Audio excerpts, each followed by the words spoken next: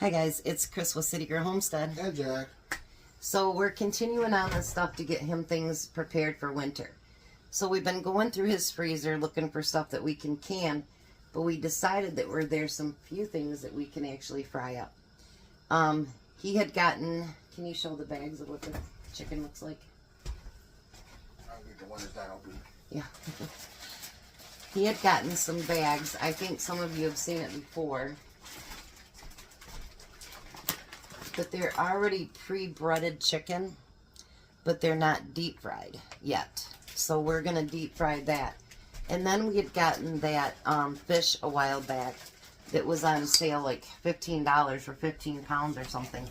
And so we have a bunch of catfish. So while he's frying chicken, I'm going to fry catfish. So the catfish we'll put in his freezer containers, and the chicken will break down and put into baggies that he can just pull out, either put in the oven just to warm up or microwave it, whatever he wants to do. So we're going to get together the batter first. We're going to make southern fried catfish. How's that sound, Jacko? Yeah. So I'm going to double this batch. So I'm going to use 3 cups of yellow cornmeal. And if we have to make more, we can. That's no big deal. So there's 3 cups of that. And I can actually use some of my cornmeal. We're letting our oil heat up right now. Then we need 2 teaspoons of flour.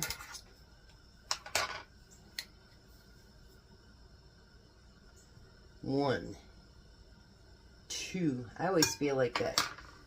What's his name? Count whatever it is on Sesame Street. Whenever we count. Count Dracula. Count Dracula. Yeah. And then we need 2 teaspoons of onion powder. Getting hungry already, Jack? Are you?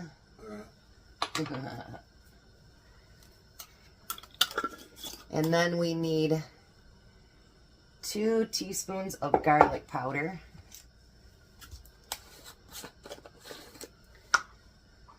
Our oil should be getting hot enough soon, huh? Yeah. I don't see no boiling yet. Nope. We're using the Big Daddies, so it takes a minute. I do not have accent. It says to use accent, but it says to replace that you can put salt. So I'm going to put some salt in there.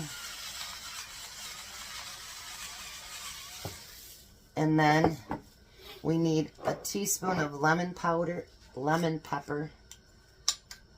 Boy, it must be Monday all over again. So we're going to add a teaspoon of that. You know, I used to use lemon pepper for everything. I don't hardly use it at all anymore. And then I don't have dried crab boil, but instead of using Creole or seasoned salt, we're going to use, what did I tell you this was?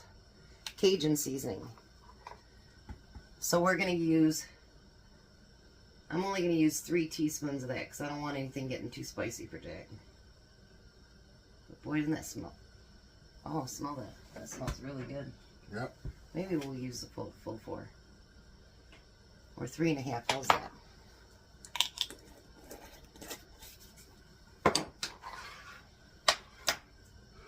You feel like sneezing too? No, not yet. And we're going to get that all mixed together. Now, if you wanted to do it in bags, you can. But with fish, I don't want it to break apart. And I think that's what it would do if we used it in bags and then shook it. You know what I mean? So, all right, let's see how hot our oil is, Jack. Maybe.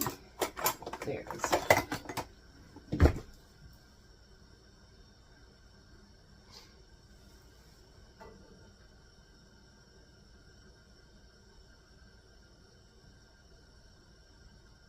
Almost getting there.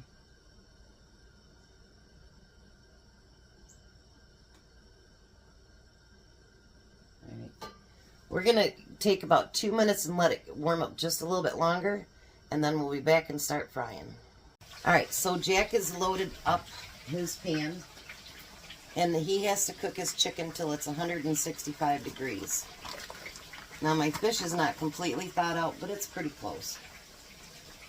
So we're going to bread it up nice with that.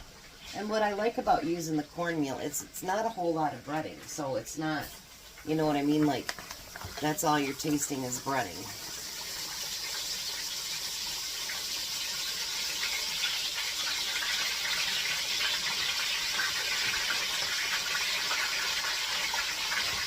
But we figured this way it'd be something that he can use, you know, anytime to pull it out of the freezer, warm it up in the oven, or in the microwave, whatever it happens to be. And he has a quick lunch, quick dinner, whatever it is. Because if it was left up to you, you wouldn't do this at home, would you? Nope.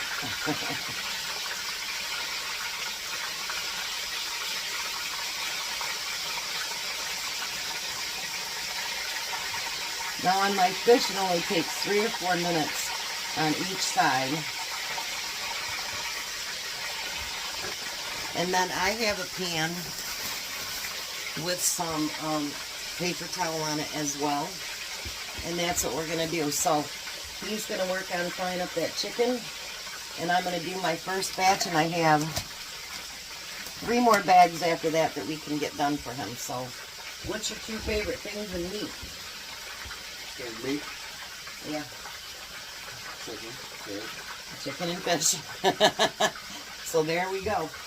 We're going to get this stuff going, and then we'll be back. So Jack is having fun with the temperature gauge. Yeah. I got the 3rd batch of fish in there, but he's having fun playing with the temperature gauge to check it. That was a gift from one of you guys. I appreciate it. This is what my fish looks like so far. You want to show what your chicken looks like so far, Jack? Alright, hold on. He's got to put his temperature gauge down. Oh No, no. my toy. Why don't you just pick up the whole thing? Yeah. Look at that.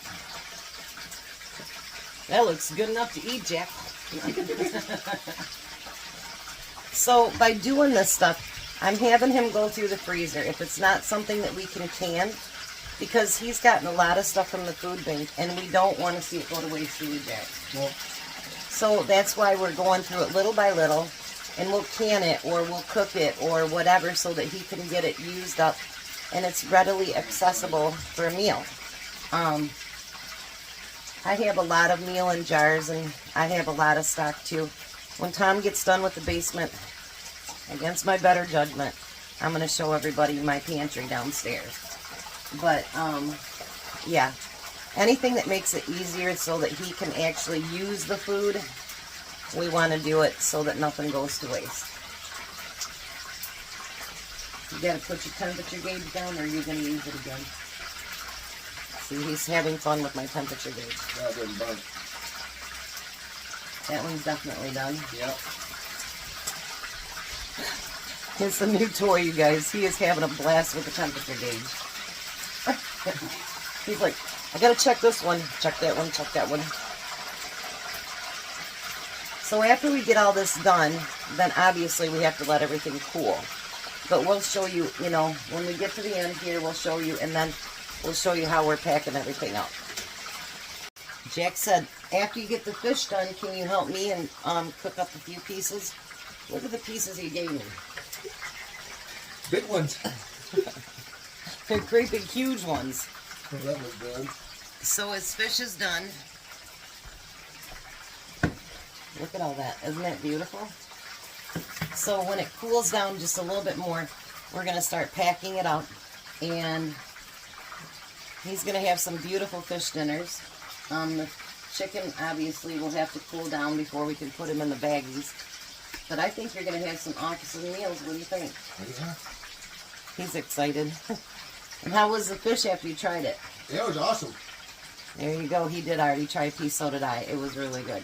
So, we're going to finish up this chicken, pack up this fish, and pack up the chicken, and another beautiful day. All right, so we end up getting 5 meals out of the fish.